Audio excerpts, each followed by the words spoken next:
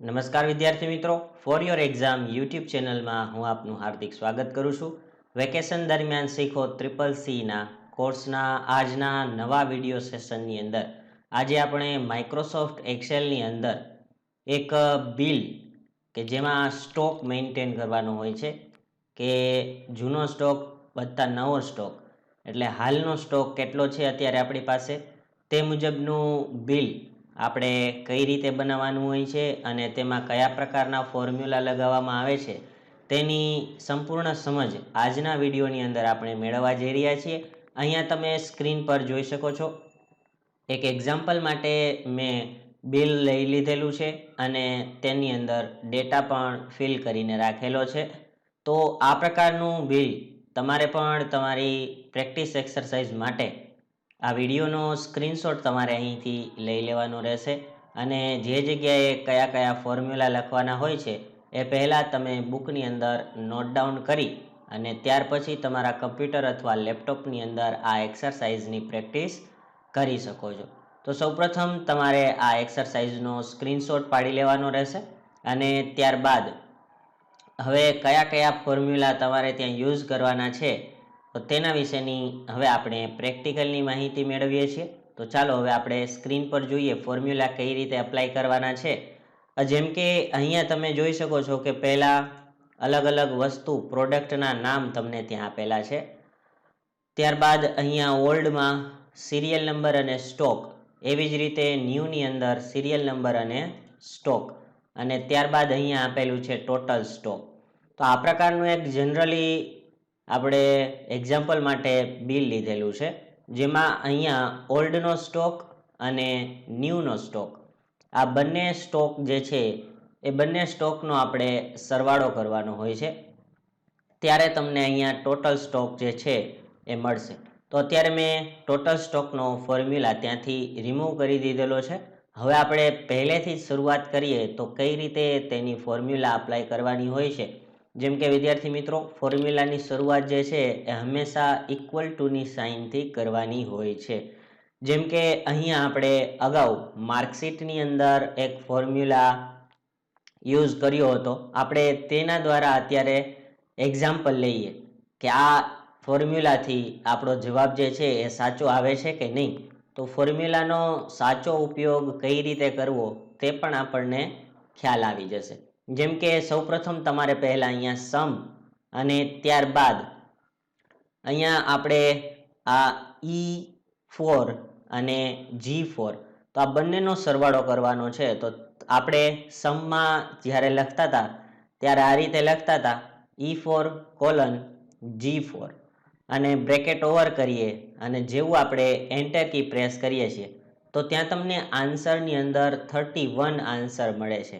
એટલે આ આન્સર જે છે એ આપણો રોંગ આવેલો છે. કેમ કે અહીંયા જે છે આપણે ફોર્મ્યુલા યુઝ કરેલી છે ત્યારે આપણે 3 ખાના સિલેક્ટ થઈ ગયેલા છે. તો આવું આપણે માર્કશીટની જે એક્સરસાઇઝ કરેલી હતી તેમાં અપ્લાય કર્યું હતું, કેમ કે તેની અંદર વચ્ચે બધા જ ખાના સિલેક્ટ કરવાના હતા. તો આમાં આપણે જે છે આ સિરિયલ નંબરનું ખાનું સિલેક્ટ કરવાનું થતું નથી.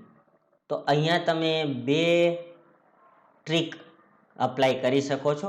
જેમ કે અત્યારે આ સમ ફોર્મ્યુલા આપણે વર્ક નથી કરતો તો તેની એક રીત બીજી પણ છે લખવા માટેની કે જેમ કે સૌપ્રથમ તમારે E4 લખવાનું હોય છે અને ત્યારબાદ કોમાની નિશાની કરી અને G4 ટાઈપ કરો, ત્યારબાદ બ્રેકેટ ઓવર કરી અને એન્ટર કી પ્રેસ કરશો એટલે તમને ત્યાં તમારો સમ સાચો જવાબ ત્યાં મળી જશે.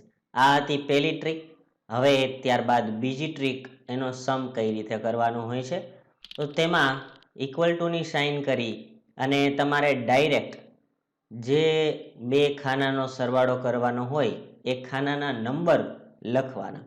જેમ કે E5 અને સરવાળો કરવો છે તો પ્લસની સાઇન કરવાની રહેશે અને આ રીતે બાદબાકી ગુણાકાર ભાગાકાર કંઈ પણ કરવાનું હોય તો સેમ આ જ ફોર્મ્યુલાથી તમારે તે અપ્લાય કરવાનું રહેશે. તો E5 પ્લસ G5 અને જેવું તમે એન્ટર કી પ્રેસ કરશો એટલે તમને ત્યાં સરવાળો થઈને જોવા મળશે. તો તો આ બંને રીતમાંથી કોઈ પણ રીત તમે તમારા આ આખી શીટને કમ્પ્લીટ કરવા માટે યુઝ કરી શકો છો. અને જો તમને આ રીત વ્યવસ્થિત સરખી રીતે આવડી જાય તો તમે અહીંયા જે ગ્રીન ડોટ છે ત્યાંથી તમે તેને ખેંચી અને તમારી આખી એક્સેલ શીટ જે છે એને પૂર્ણ કરી શકો છો. આ જે છે એ ફોર્મ્યુલાનો અપ્લાય, આ ટ્રીકનો અપ્લાય તમારે ત્યારે જ કરવાનો છે કે જ્યારે તમને ઉપરની બંને ફોર્મ્યુલા મોઢે યાદ રહી ગઈ હોય ત્યારે.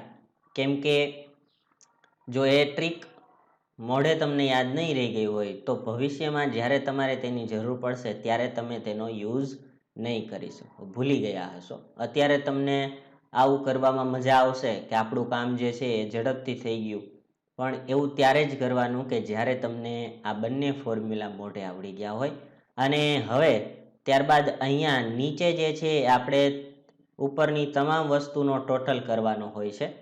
તો અહીંયા આપણી જે છે એ માર્કશીટવાળી ફોર્મ્યુલા આપણે અપ્લાય કરી શકીએ છીએ. જેમ કે સૌપ્રથમ ઇક્વલ ટુની સાઇન, ત્યારબાદ સમ, અને હવે આપણે કયા કોલમમાં ઊભા છીએ એ આપણે ખાસ કરીને જોવાનું રહેશે. તો જેમ કે ડી, અને જ્યાંથી સિરિયલ નંબર શરૂ થાય છે એ સિરિયલ નંબરના રો નંબર પણ આપણને ખ્યાલ હોવો જોઈએ. જેમ કે D4 આપણે લખીએ તો તે સિલેક્શન થઈ જાય છે. D4થી આપણે જવાનું છે D18, એટલે અહીંયા આપણે કોલનની નિશાની કરવાની છે. કેમ કે વચ્ચે તમામે તમામ ખાના જે છે એ આપણે સિલેક્ટ કરવાના છે, કોઈને બાકી રાખવાના નથી.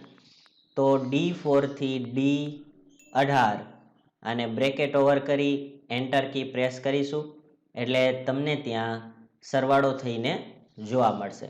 જો આ ફોર્મ્યુલા પણ તમને યાદ રહી ગઈ હોય તો આને પણ તમે ક્લિક કરી અને ખેંચી અને લાસ્ટ સુધી તમે ફિલ કરી શકો છો.